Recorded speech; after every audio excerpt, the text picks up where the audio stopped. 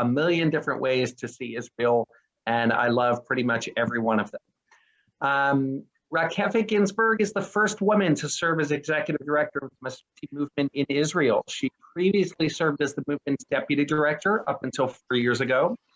She joined the movement staff immediately following her return as an emissary on behalf of the Jewish Agency in the United States, and took on the challenging role of director of the congregations. Rakefet, I'm just curious, where were you on shlichut in the United States? Milwaukee, Wisconsin.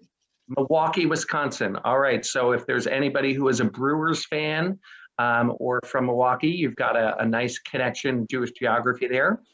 Rakefet serves as the chairperson of the Counseling Center for Women, and she is a member of the board of directors of the Shecht Rabbinical Seminary, where I studied during my third year of rabbinical school from 1999 to 2000. In recent years, she led a team of therapists and facilitators in developing community resilience and group interventions within the community unit at Natal, which is Israel's Trauma and Resilience Center.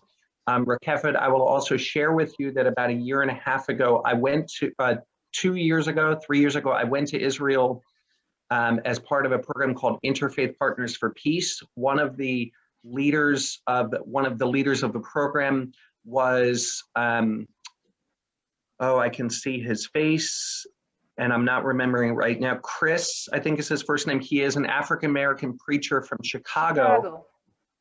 That Natal is partnering with. It's a fascinating partnership. And Rakefet holds a bachelor's and master's degree in social work from Tel Aviv University. And I am delighted to welcome her to our Lunch and Learn. Rakefet, so I think we tried to draw up an itinerary, which is to talk about Masorti and your role as the first woman as the executive director, to talk about the elections, to talk about the Supreme Court decision, and then we have all these other things. Let me just turn it over to you and say, where would you like to begin? I can say a few things about myself and go, why am I as an Israeli Sabra part of the Masorti movement here, and how I connect to those issues, and then we'll go maybe to the elections, although it's the most confusing issue ever. Well, let's hear your story first. It's always great to start with the story. So I was born in this country. Actually, my parents were born in this country. My grandparents arrived here very young, or relatively young. One side from Persia, Iran, and the other side from Hungary, Transylvania, which means I'm half Sephardic and half Ashkenazi. And my parents grew up Orthodox. Actually, my father grew up ultra Orthodox in Vizhnitz, very, very Orthodox. And they both kind of became secular when they were married. And since Israel is in many ways, and we'll talk about it later when we'll talk about those issues that religious and state, in Israel that relate to conservative movement in general. In Israel, there is a way to be Chiloni, there is a way to be secular, and there is a way to be Orthodox. But for most of the Israelis, there is an unknown area in between. I mean, there is no way in between. And especially if you come from an ultra-Orthodox community, it's everything or nothing. So it's all or nothing. And in my family, I can't say it was nothing, but in Israeli terms, it's nothing. In American terms, I grew up conservative. I'm not conservative, but I grew up kind of a reform, which means we had kiddush, we had the Friday night dinner, we had the holidays, but more or less that's the thing. As a woman, and as a woman that part is that half of me is Sephardic, believe it or not, I visited synagogues like you visit a museum. I mean, I've never prayed in a synagogue. I never holded a siddur. I never knew what a minyan means. I mean, I knew because I knew, general knowledge, but I never experienced praying in a minyan. I never experienced praying. Okay, let's say that. Until I was about 35. I have 3 boys. That's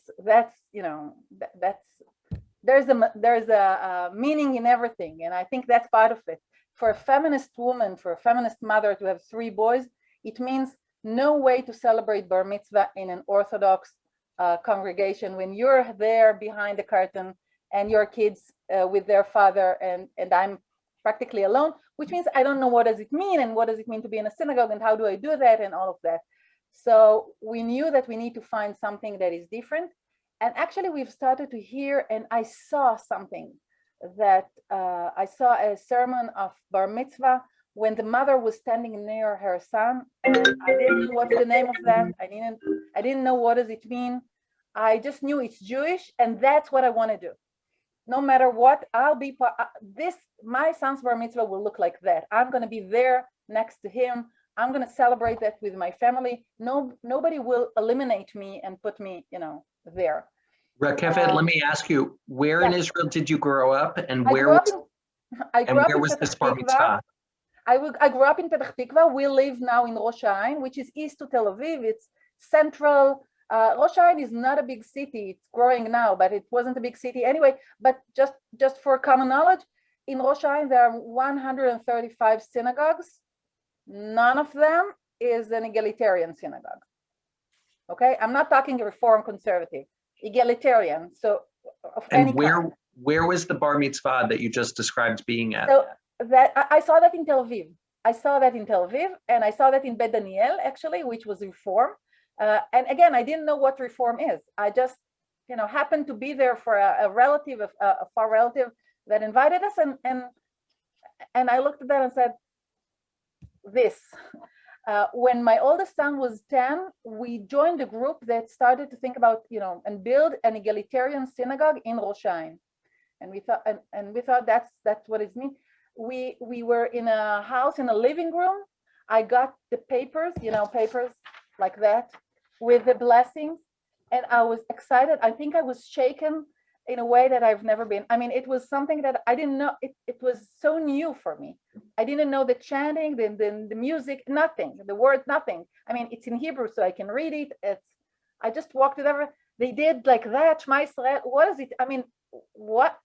Never saw that. I mean, I saw knowing that it's happening. I was never part of it before that.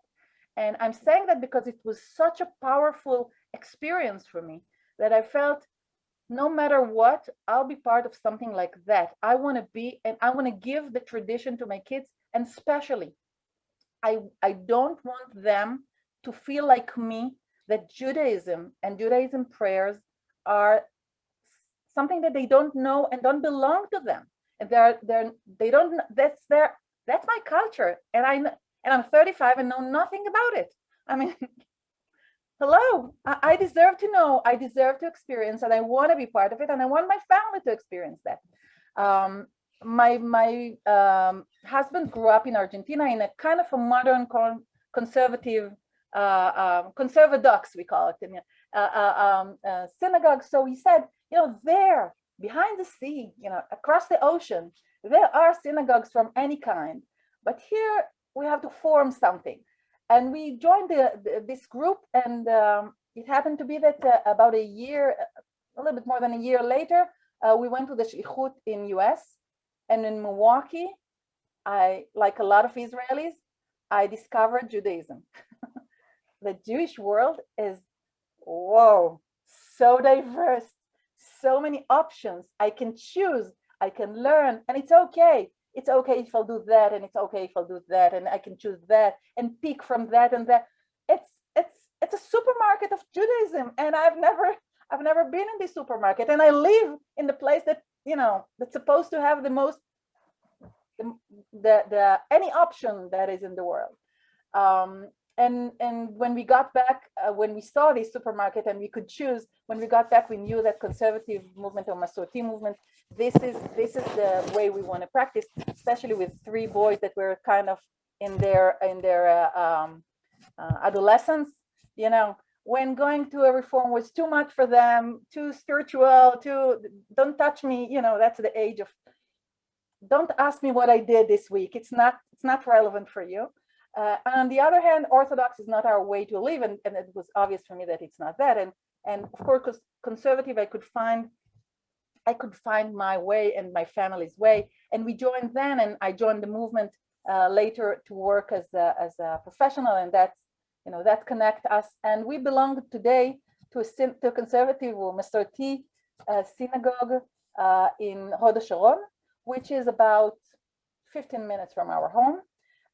In Rosh Hashanah, it became a reform group eventually, and we go there sometimes, especially in Yom Kippur, but it's really hard. I mean, it's so obvious for my family today that they are Masorti kids, that are conservative kids, that it's everything else is like, okay, that's new for us, that's what we don't know. And that's fun because they know the differences that, again, few years before, I mean, I was older than them and I didn't know what does it mean. And they know, and they know to talk about it, and they can, they can argue with themselves who they are and what they want to be.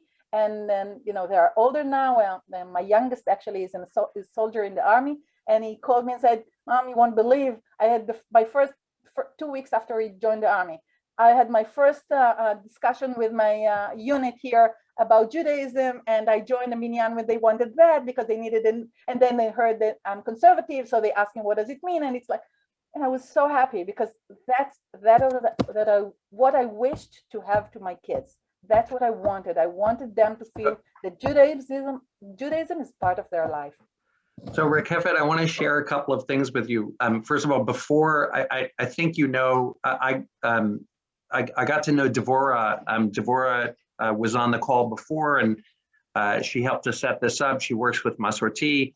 I got to know her because she worked with Camp Ramah and the Ramah movement in Israel. And what you're saying really mirrors the experience that I had with a lot of the shlichim who, when we would travel to Israel and train the shlichim to come to the United States, on Shabbat, we would do a morning that we sort of called, we would do Shabbat morning minyanim. One of them was basically, Orthodox in terms of liturgy. It was egalitarian, but it was for people who were coming from a dati background. And then the other two minyanim, one of them was sort of a minyan lematchilim, for beginners, and then I would lead a tefillah yitziriyatit, where I would actually take people on a walk, and we would do something more creative. But what we found is that there were many Israelis who literally had never seen a Sefer Torah before, and had sort of a lack of knowledge about Judaism that was very surprising for us. But we realized that that was like an experience of many Israelis. And so, I think that there is like a really important role for in between, right? For people to have something that is not coercive in the way, and sort of absolutist in the way that many of the Orthodox or the Dati communities are, but also doesn't come from sort of this place of total ignorance and lack of knowledge. Mm-hmm. I'm curious, talk to us for a few minutes about, and maybe this will relate a little bit to the Supreme Court decision, but also internally, what are your hopes for the Masorti movement? What is here you have a group of American Jews who are affiliated with a conservative synagogue. And I'm just sort of curious, like, what should we know about the direction? Some people are worried that, is it still sort of seen as an American implant? What are the hopes and dreams for the movement right now? I feel that knowing is experiencing.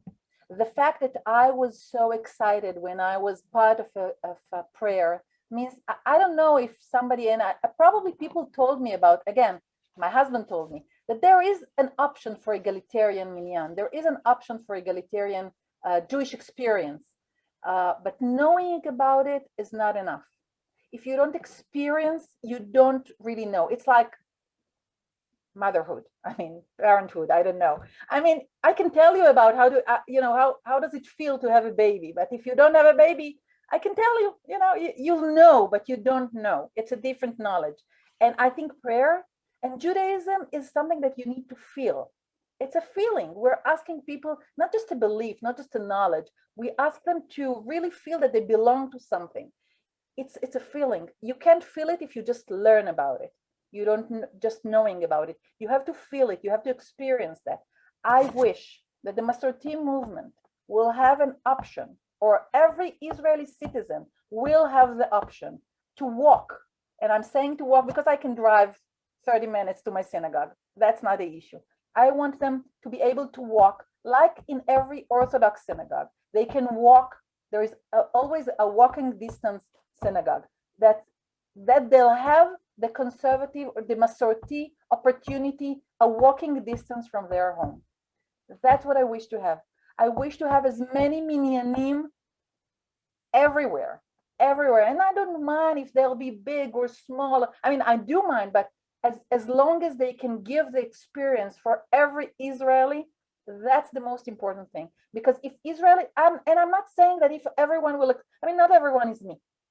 Not every Israeli will experience that and join and say, that's what I want to do for my life. It doesn't matter. I don't mind if they'll join or not. I mind, but that's not the issue. The issue is if they know and they experience that and they feel that there is a home for them. And the funniest thing is that we see them coming back in high holidays. We see them coming in bar mitzvah. We see them coming, when they look for a rabbi for a wedding. We see them coming when they have their Jewish events.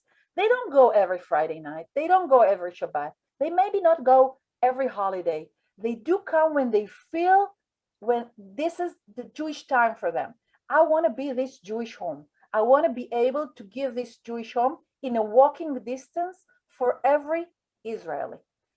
I think the experience, the fact that I saw that in such a late age, that I saw that the first time in Bet Daniel when I was, a mother for 3 boys.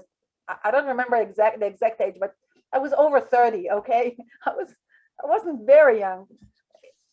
But the fact that this is the first time to see an egalitarian minyan, I mean, no, it should be much earlier. It should be something that you at least know, saw, experienced. Join or not, that's your decision. You'll decide.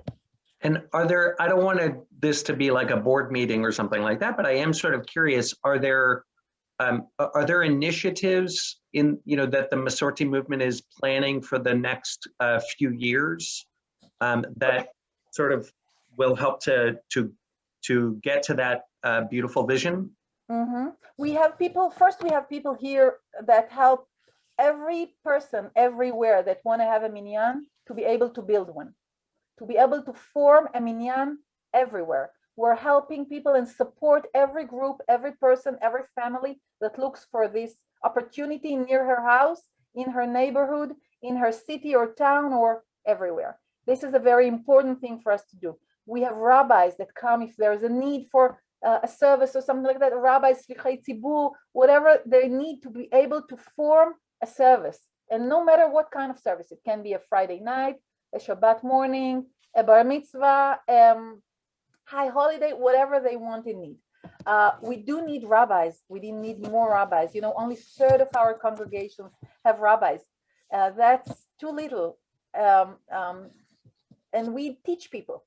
We teach people that are not rabbis and it's not their profession, but they volunteer because being a shliach tzibur is an important. If you have, I belong to such a minyan that have no rabbi, so we study and do that in a round. It's each time it's somebody else because that's our way to form the minyan. But it's at least we have the opportunity, we have the ability to do that, and this is something that is very important for us. So we teach people as many as possible to be able to form that and have it able to run those services. And this is something that we're working, and this is something nationally that we work, and we'll talk about the Supreme Court and the Parliament in a second. This is something that people need to know. We have to be there. People need to be aware that we're there. This is an opportunity for them, and they can see and step in and see what it is. There is a lot of knowledge, not a lot of knowledge, a lot of unknown things or things that are spread around that are false or things like that we try to break and say, look, this is who we are. This is what does it mean. For a lot of people, Masorti is something very confusing. They not necessarily know what does it mean. So teaching and educating the society, the people around, the communities around us, what does it mean a Masorti? What does it mean conservative? That's an important thing, and that's another goal that we have in the next few years that we already do. I mean, we already have over 80, about between 85 to 90 minyanim around the country. That's a lot. That's really a lot. It's not enough. And will you talk a little bit about the Supreme Court decision? Because, sure, one of in the end, there is some state support for, for Orthodox synagogues, whether it's the purchase of a building or the employing of a rabbi. You were talking about rabbis. Some of my colleagues work for $20,000 a year. Israel is not really cheaper than the United States in many ways. Living in Tel Aviv and Jerusalem is very expensive. It's not feasible to really make a living doing that. And part of what makes it possible for the Orthodox is some of that state support. And so to achieve that vision of walking distance and sort of is going to require not only enthusiasm, but some progress on that front. Tell us, what did it change? What did it not change? How excited should we be? So we're changing the situation. I'll start with saying that it's not that we're going to the government and asking, saying, "Hey, we're here near the Orthodox. We want to have it too," and they just, allowed us to do that. This is living in somebody asked about what is, I don't remember who was it that asked, what is Israel? So Israel is a kind of an experiment for Jews to live together, which is not easy, as you can see, and not always, simple, because what is Judaism is an issue, and who is a Jew in this country is an issue. And it's not just an issue in US. You can decide that you're a Jew or not. Nobody cares. I mean, you can care, your synagogue may care, but nobody cares. I mean, the authorities do not care if you're Jew or Christian or Muslim or Hindu. In this country, being a Jew gives you different things, and it's a different status than being non-Jew, okay? We're talking about the law of return, only Jews. I'll relate to the Supreme Court, for example, and that's one of the last decision that was made that you mentioned, that was made about a month or two ago. This is a decision that every Jew that convert in Israel will recognize as a citizen. Now, you'll say, what's the connection between citizenship and conversion? But in Israel, there's a connection. If you're a Jew, you're immediately a citizen. If you're a non-Jew, there's a long process. You may be a citizen, but it's a different process and very complicated one. And many times you won't be a citizen. And so, Rakefet, let me interrupt you for just a second. I want to clarify something for everybody. You may not be aware of this, but when I supervise people's conversions in the United States, right now, those conversions are recognized by the state of Israel for the purposes of Aliyah. And I want you to know that there was a young woman about 6 years ago who completed the conversion process with me and wanted to have a new start in life and made Aliyah. And she actually just got married and lives in Tel Aviv. And I think she just had a baby. Her name is Meredith.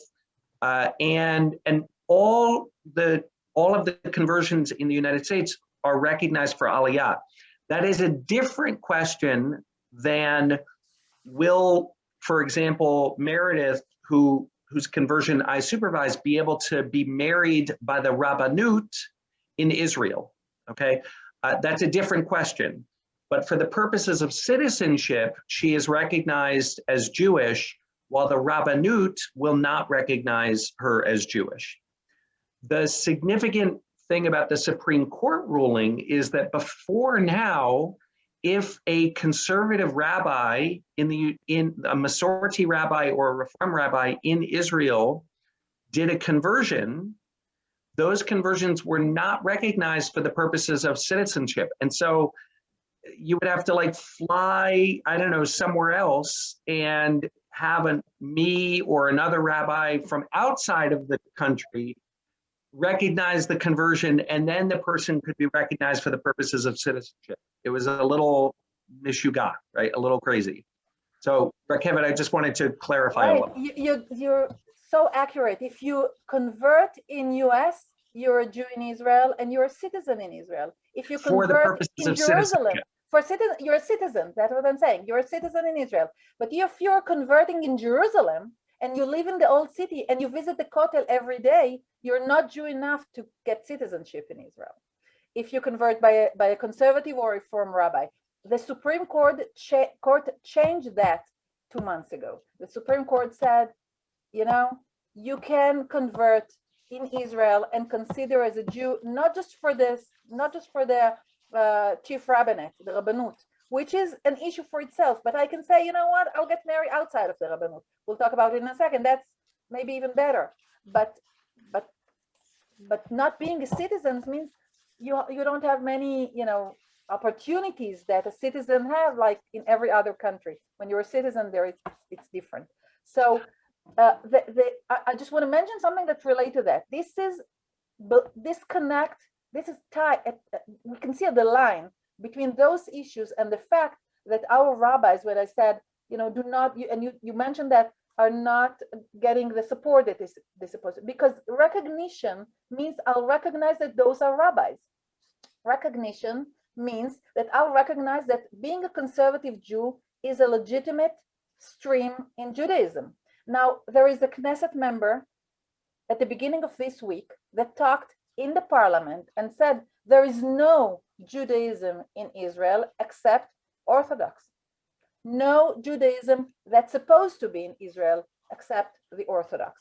So, of course, we all, you know, scream about it, and he still just said that, you know, words, but still, it's a legitimate Knesset members that stand in the parliament and says that, you know, about, you know, on the bima, and it's legitimate even to say that. That's what I'm trying to say. It seems so like, and there's a lot of money that goes to Judaism, to Jewish issues, synagogues, rabbis, studying in schools, all of that, and it goes mainly to the Orthodox. But I don't want to make it like we're the poor people. We are the poor people, but that's not an issue, I think.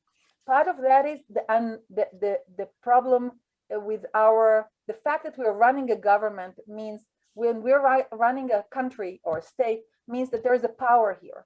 It's not just an issue of knowledge or they just don't want to give us, okay, because they disagree with us. It's not even agreement. It's a matter of power.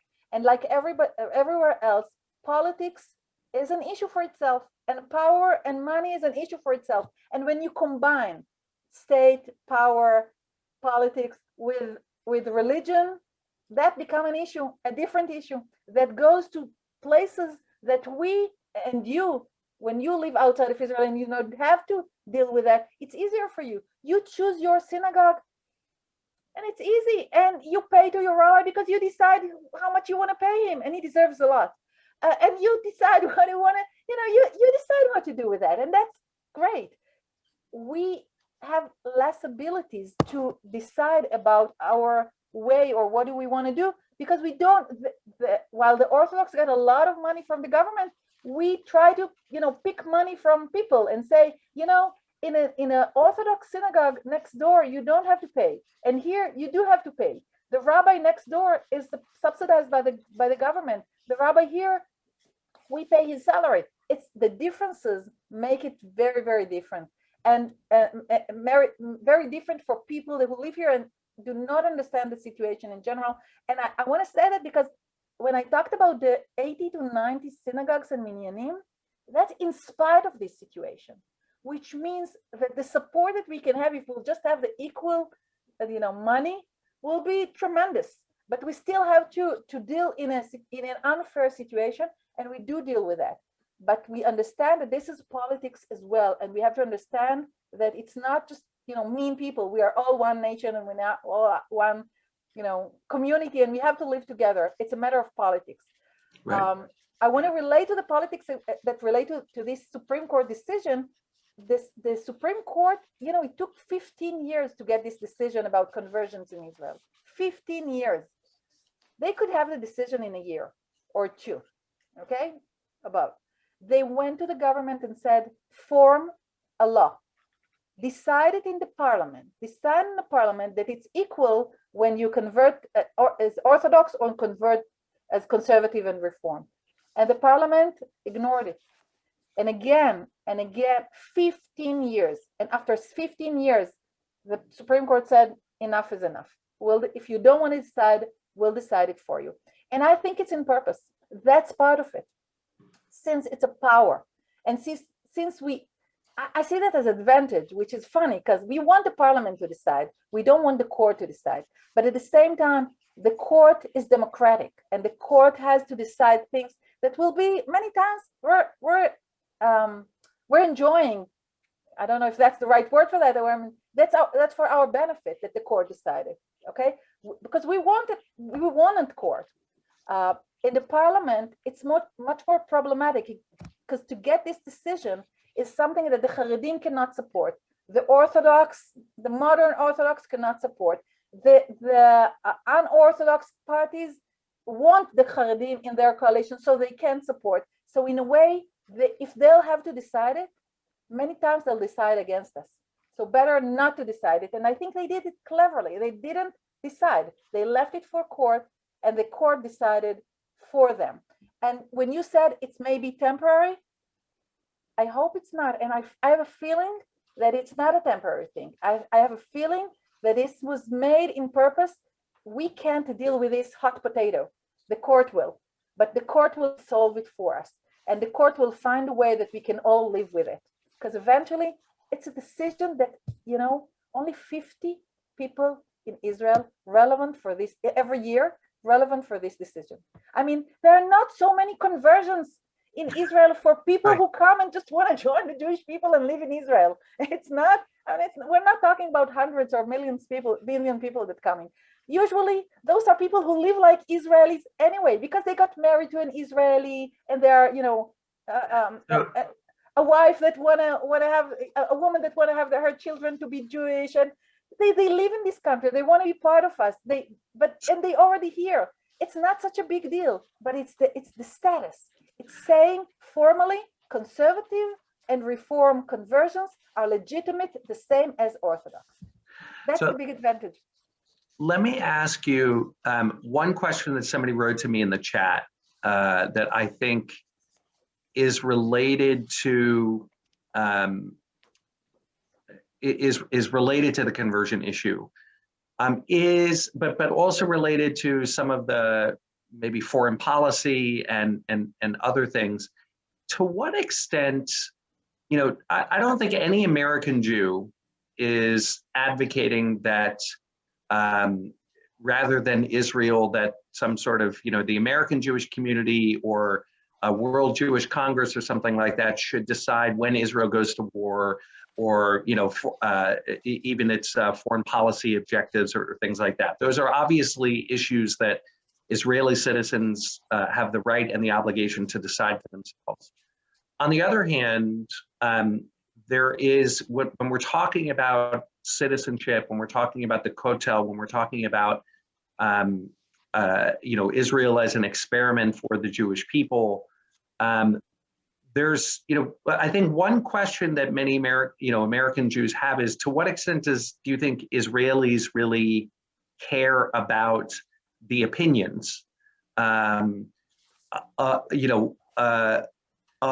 the American Jewish community? I will tell you, I have done some work advocating in the Jewish Agency, and we've made some progress in just teaching about the history of the American Jewish community in Israeli schools, because my experience is that Israelis, for the first 70 years of the state, really were taught absolutely nothing about the diaspora and specifically about the history of the American Jewish community.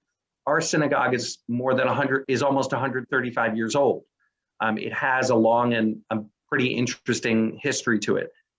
Do you feel that that's changing? Do you have a sense that that within, you know, that's shifting in Israel at all? I think the change comes from non-formal organizations or non-profit organizations like Jewish Agency and others that try to bring more Israelis to get to know Americans, to get to know American communities. I have a friend who was laughing at me and said, you know, the Jewish Agency sent you to US to come back more Zionist.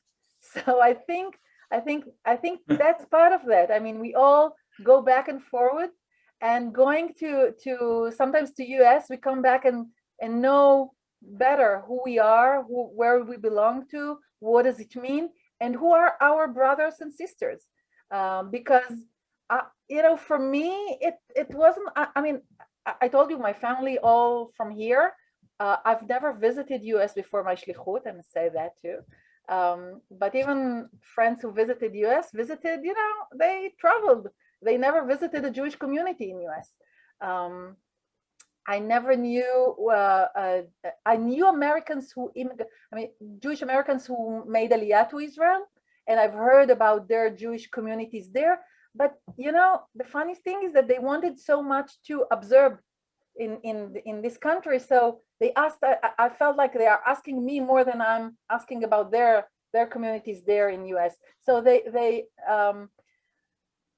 I didn't learn a lot, and I don't think schools, I know that schools do not teach about American communities, American Jewish communities, or in general, they're just a beginning to teach about communities outside of Israel, and most of them are more in Eastern, no, yeah, more Mizrach. I lost the East. More communities. There is an issue that comes with studying about Holocaust, and why you study about communities in Poland and Europe in general, and that's why they teach more now about Morocco and but not a lot, and definitely not US. And I think the feeling was like, US, we know, it's like us. You know, just being in US, I realized we're not the same. I have a lot to learn about you.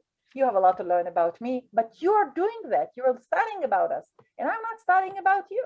But it took me a while to understand that. I felt like I'm going to US, it's the same like Tel Aviv. I'll tell you, Buji, who is the head of the Jewish Agency, I talked to him personally a year and a half ago, and he told me that there is a new curriculum which is being implemented in Israelis. I think it's 5th, 6th, 7th grade that actually does some education about the American Jewish community. But you know that it'll take a generation. It'll take 2 generations. I'm glad to hear that. My kids are older, so I didn't. You know, I don't know. Okay. So I'm going to try and bucket some of these questions. I do want to talk about the elections, and there was a group of people who also asked sort of about the Israeli left, just in general. You know, I think I'll just throw in my own little analysis here, which is worth what you paid for it,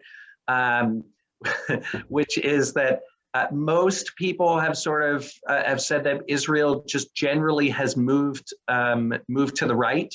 That if Israel was, you know, the Labor Party certainly dominated Israeli politics for the first until the 1970s, and it certainly has not dominated Israeli politics since then.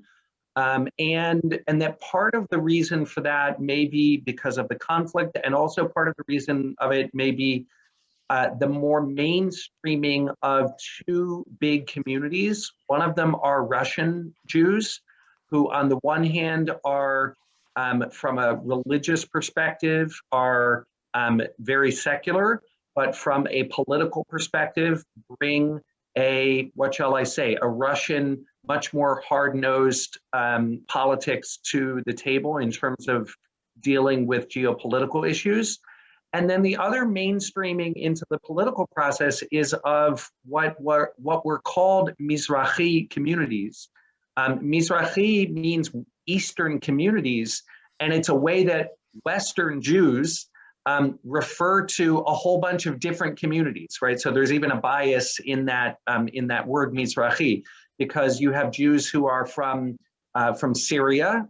Diana, you have Jews who are from Syria and from Iraq and from Iran and from Yemen and from Morocco, and those are all different communities with different perspectives.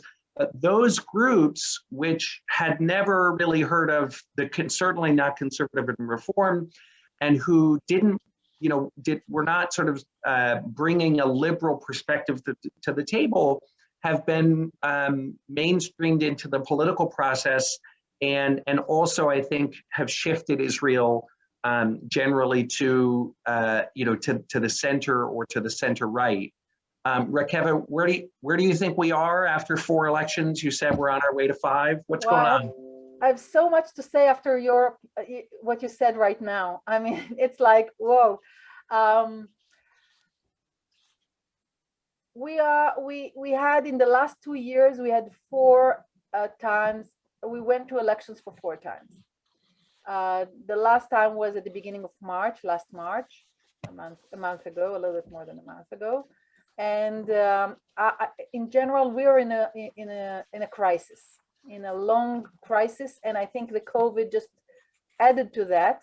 But we're in a long-term crisis that started probably a few years ago, but this is now it's the hardest time for that. So hard that I want to say that you can hear some people around that say, "What does it mean about our democracy anymore? What does it mean? Is that a democracy? And how our democracy should look like? And how, I mean, maybe the whole system is wrong. There is something wrong in the system that doesn't work for us." Now, I know democracies around the world are in crisis. I mean, we see that in Europe and in other places. We saw that a little bit in US, but we can see that there's a crisis, I mean, in the whole world, but we experienced that by going to elections over and over again. And how surprising, getting the same results over and over again, which are not giving us the opportunity to set or form a coalition and a government that will function eventually. You said about going to more to the right for the Israelis. I think it depends how we look at right and left right now. And that relates to many of your questions at the beginning. The situation in the Middle East is complicated. The situation after what happened in Syria and in Egypt in the last few years, the fear around here is bigger than it used to be. Saying that 2-state solution is simple, it's very complicated, and it become more and more complicated in the last, let's say, 10 years, more and more complicated in this area. So talking about left, my first question would be what the left is offering right now. What is the opportunity for that even? I mean, we're not necessarily talking about realistic opportunity that's relevant, like I know I'm gonna, if we're gonna have a left-wing government tomorrow, what they'll do differently than what we're doing right now, because the situation around is so complicated. Having said that, I think the Israeli society is in crisis in general. We know, and this is something that I'm bringing from my work at Natal in general, talking about trauma and people who suffer from a long-term trauma, and Israelis by living here, okay? I'm not talking about COVID, I'm talking about Gaza, whatever, Lebanon, you'll name it. We all have in few wars in our resume, in different ages and in different places. Long-term trauma makes people more radical, more fundamentalistic about issues in general, but specifically with the other, between groups and between communities. The split between communities is bigger when we're suffering from a long-term trauma. And the Israeli society is definitely a society under post-trauma, with a post-trauma, in every way you check it. So in every symptom that you check it. So this is something that, to be able to heal and to be able to find a solution for that, we need few years of quiet. And few years of quiet is not a peace process, because that's not going to bring, at least at the beginning, not going to bring a quiet. So what is a quiet, and how can we do that? If it's kind of a clash. I mean, you try to do that, but if you'll do that, you'll actually get that, and if you'll get that, you won't be able to do that. I mean, there's a word for that at a loss. Like milkud. I know how to say that in Hebrew. I don't know how to say it in English. Catch-22. Catch-22. That's the thing. It's the catch-22. You can't. Whatever you do, it's a problem. So we stuck. So in many ways, that's what I think. Politically, we're stuck. And a lot of people, if you ask them what they are, I don't think they are left or right. Most of them say we're in the center, but that's exactly the issue. What is a center? A center is actually, I can't choose. I don't know. So most of the Israelis, and that's why we see more and more parties that try to frame or try to put themselves in the center and say, we're the central party. We are like Kahol Lavan, blue and white, like Yesh Atid, okay? Like so many parties that says we're actually in the center of the Israeli politics, because center is the majority.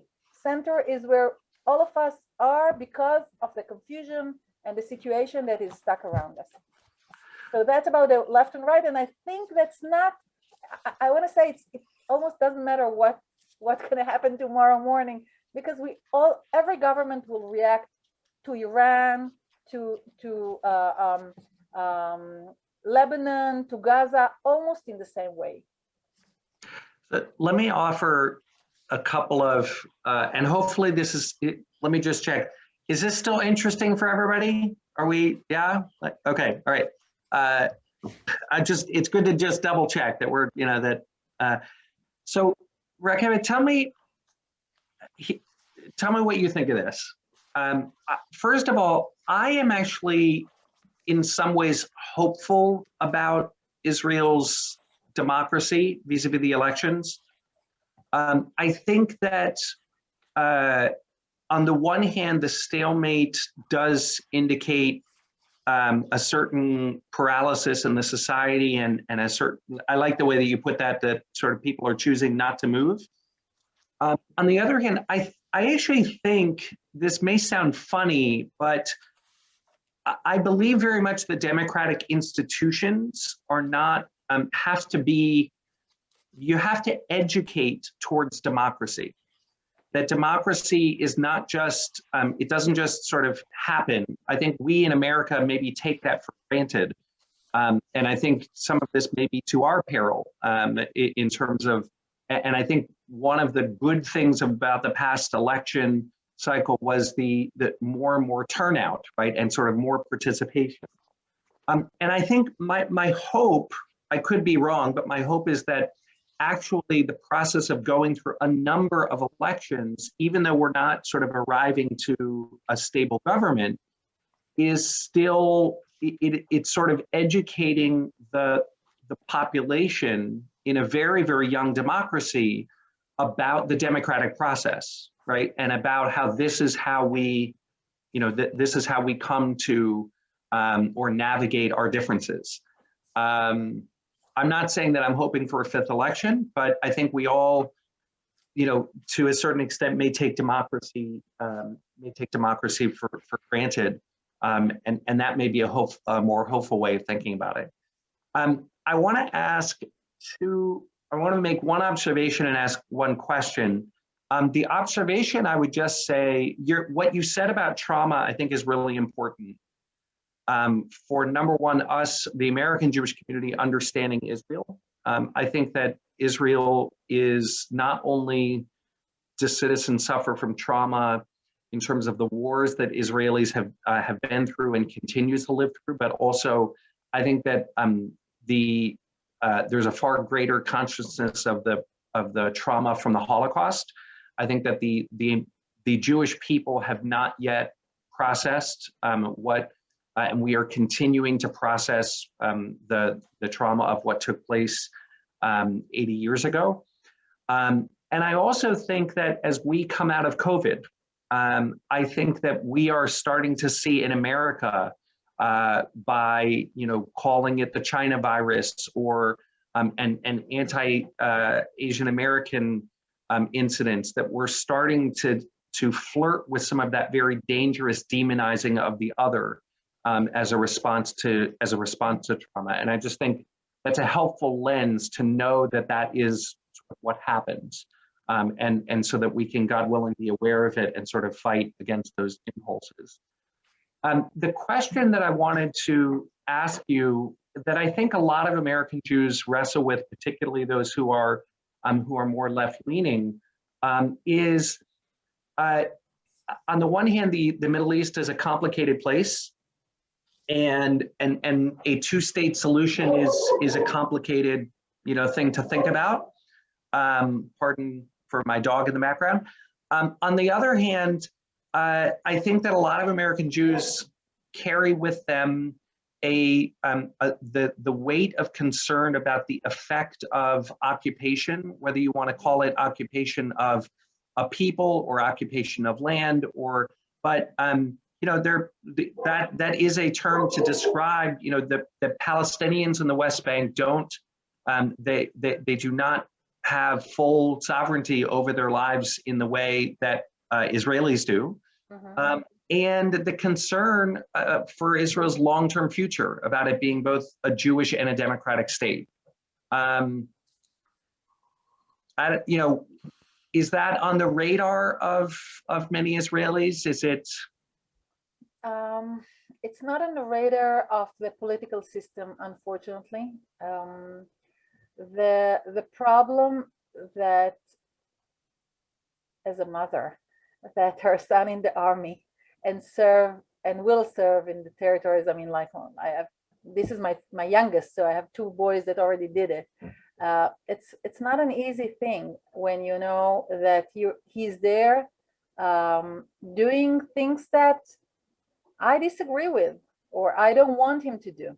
Not because I'm not getting into the question if it's necessary or not necessary, because this is not something that you want your child to do. Even for that, and there is an issue, in the last 2 weeks, I think, here, or a week, maybe a week, since Yom HaZikaron, there is a soldier that got back from Tzuk Eitan, from the last war in Gaza, 6 or 7 years ago, and got back and burned himself in front of the doors of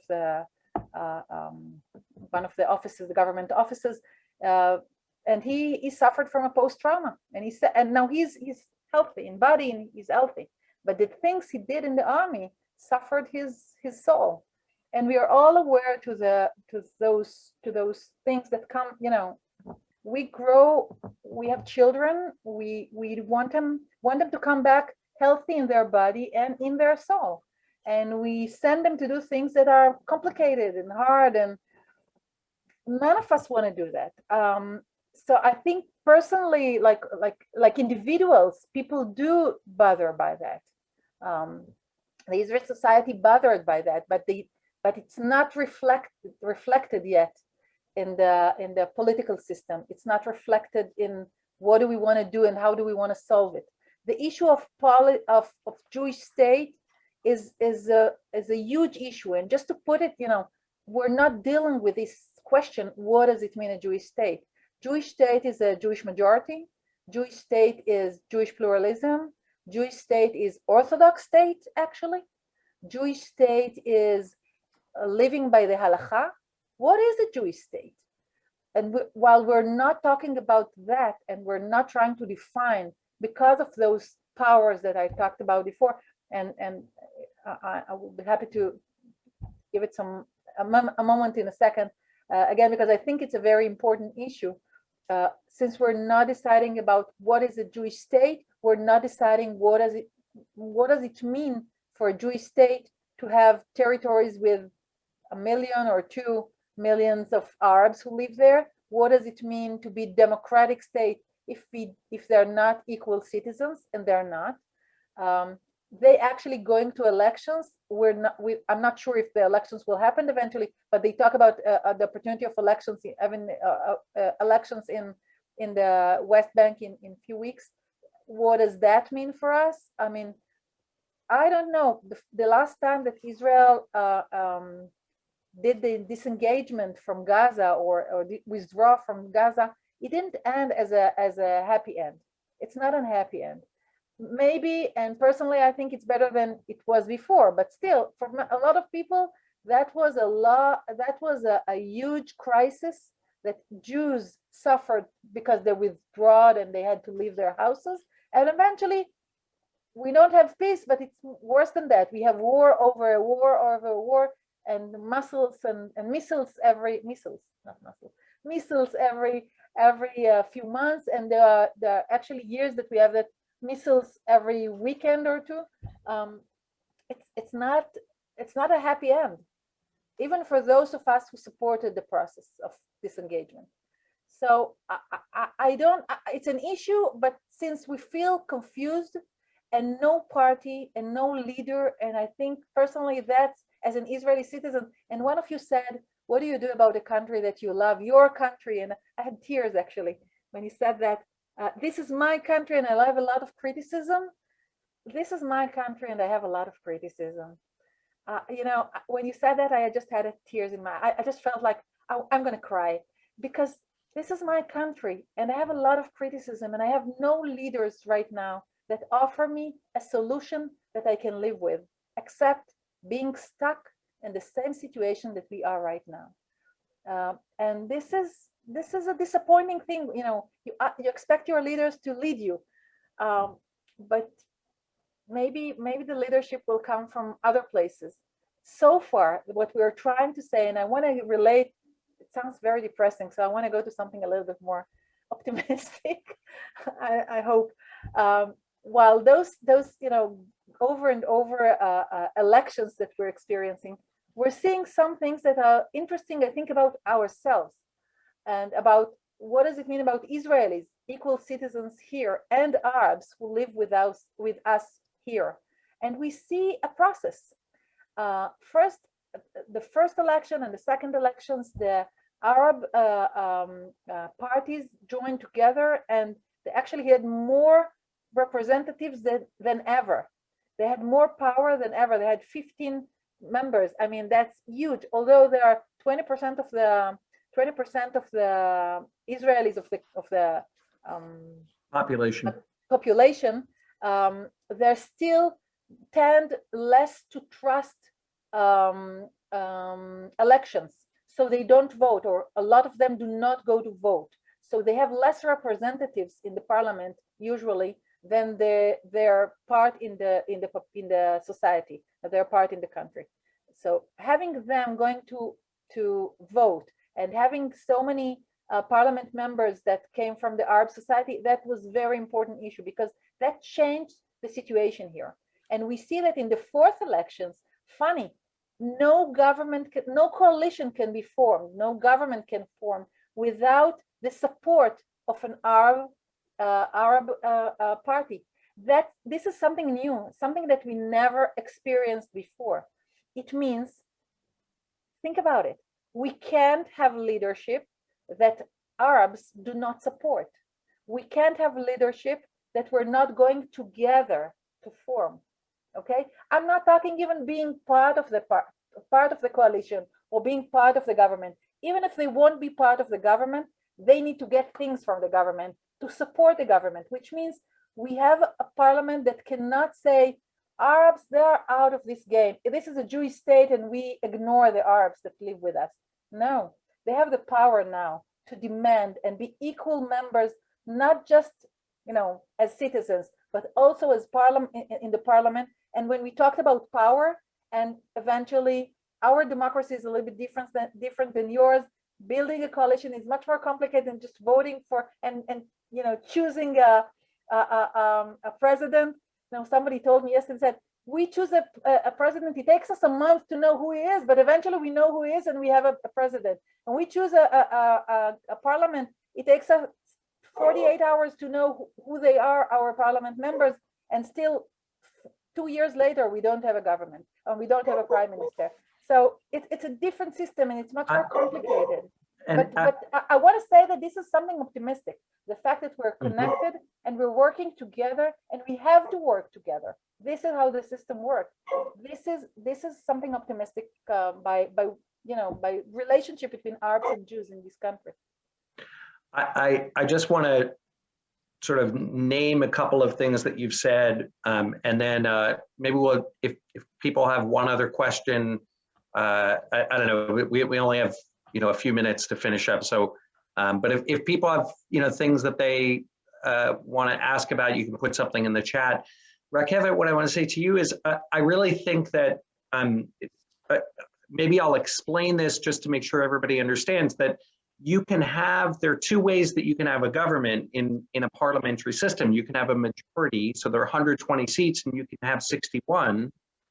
But the other way that you can have a government is a minority government. Basically means that you may only have 50, but the other side doesn't have 61 votes against you. Right. So if you have 50 votes, but the other side doesn't have 61 votes against you, the way that you bring down a government is through a vote of no confidence.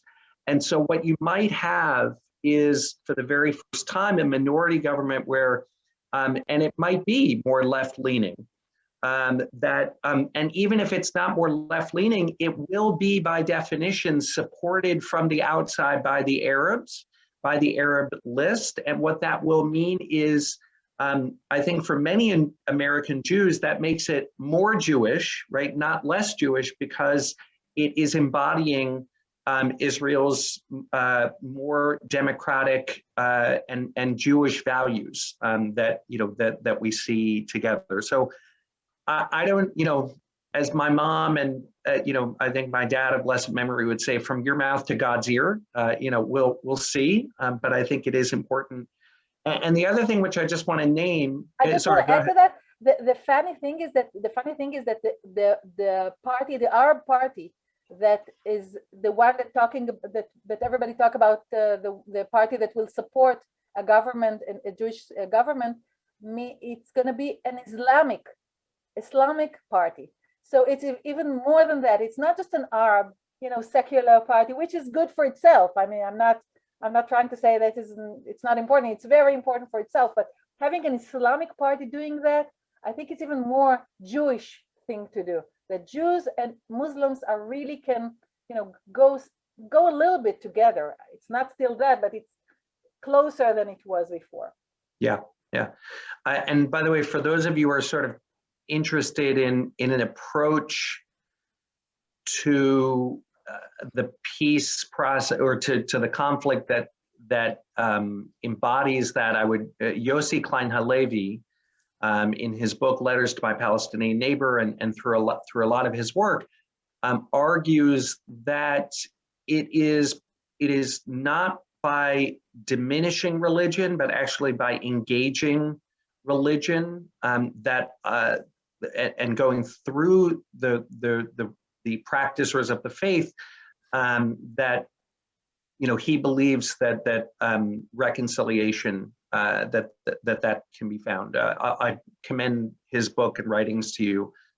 Rakefet, the other thing I want to say is just, I think many people struggle in the American Jewish community with what does support for Israel mean, right? As somebody said, this is my country and I love it, and I have criticism. And what is sort of, what are ways that I can express my criticism either of the government of Israel, but through which I'm trying to support, the project of the state of Israel. My apologies. Trying to support the project of the state of Israel. Right now there is there's a debate going on in Congress. Those of you who follow these things may be aware that there was a letter introduced by, I think, some congressmen who were trying to condition U.S. aid, based on Israel, it not being spent in certain ways. And there's a debate within the Jewish community. Is that appropriate? Is it not appropriate? What should the role of the American Jewish community be? These are all live questions. I think our community, God willing, needs to always be working on, as my teacher, Yehuda Kurtzer, said, not having a civil war amongst ourselves, in terms of not demonizing people in our own community about who wrestle with those questions. And also, Rakefet, this has been a delightful conversation. I just want to say, understanding that there are, Israel is not its government only, and it's not monolithic, and that, we have partners and friends in Israel who are approaching Judaism and approaching Israel with common values, I think is a wonderful gift for us. I hope that if we have the opportunity, we'll get to come and visit. So again, I'm putting out my commercial announcement. If you'd like to go to Israel together, let me know. And Rakefet, let me just give you the opportunity for some closing words about Masorti and anything else you want to talk about. I want you to know that caring is the most important thing for us. I mean, you can criticize, you can be angry at, that's okay, that's emotional. We started with emotions, that religion and feeling and belonging is an emotional thing. It's an emotional issue. And it's okay to feel different things, be angry at, enjoy, all of it, all the diverse emotions are more than welcome. One emotion or not emotion, I hope won't happen, that you'll ignore us or you'll not care. As long as you care and you feel whatever you feel, it's good for us. I mean, we're happy with that. We'll argue, we'll disagree sometimes, but we're brothers and sisters and we're different. And that's what the beauty, that's part of the beauty. We're not always the same. Even Masorti in Israel are not always the same. I mean, you heard me today. I'm sure if you had another speaker, he or she could talk a little bit different about those issues. This is a diverse and democratic country and democratic movement, this is the beauty of that. So I wish, or I hope, to keep those relationships, to keep this open line to talk with us. Let us know what you think. Let us know what you believe in. We need your opinion. We need to hear you. When you live, I said I grew up from being in US. I've learned about myself so much just by talking and arguing with people that are not Israelis and not think the same, have the state of mind that I'm coming with. You have a different state of mind, and we need that. We need you to challenge us. You need you to help us. You need you to support us. And by being there, by saying, I'm a Jew and I'm a conservative Jew and I care. And that's an important thing for us. And I think it's important for us to know that we're not alone in the world, because we're a small country anyway. I mean, being isolated is the worst thing that we need to have. You can't imagine how much confidence it gives to us, all of us Israelis, without even knowing all your, and we talked about it, we don't know everything about American Jews. We don't know enough about American Jews, but knowing that you are there and you are with us, give us so much confidence and a belief that we really can do this experiment that we're doing, because it's still 73 years. It's still a short time for a country, and I really hope to have you here next year, Shana Haba B'Yerushalayim, or the summer in B'Yerushalayim, or wherever you want to visit. Tel Aviv is very nice as well, just for you to know. So you're more than welcome, and you're always welcome here, and it's your home. I want you to remember that it's your home. Well, Rakefet, first of all, Toda Rabba. Thank you so much.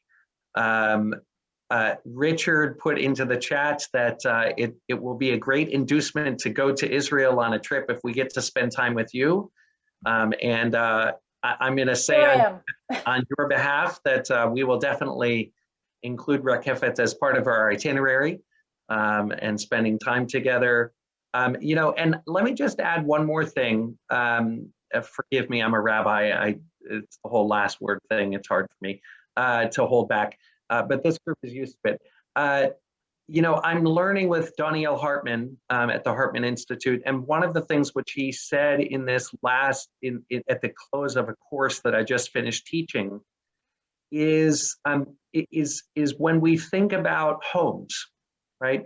And sometimes we think about homes as, the parents have a home and then the kids, when the kids come home, they have to follow all of the parents' rules or something like that. And he said that might not be such a useful metaphor, for American Jews and Israeli Jews, because, American Jews feel a sense of home here and Israeli Jews feel a sense of home there. And he said, but instead think about where you have adult siblings, right? And each adult sibling has their own home. And there are ways in which you respect the boundaries of when you're in their home, but also that the adult siblings go out of their way when one of their siblings comes to visit to make everybody feel at home as well. And when we go to Israel, we want to be good guests. You know what? There are lots of things are going to be different, different from the way that we hope, different from the way that we practice our own Jewish life.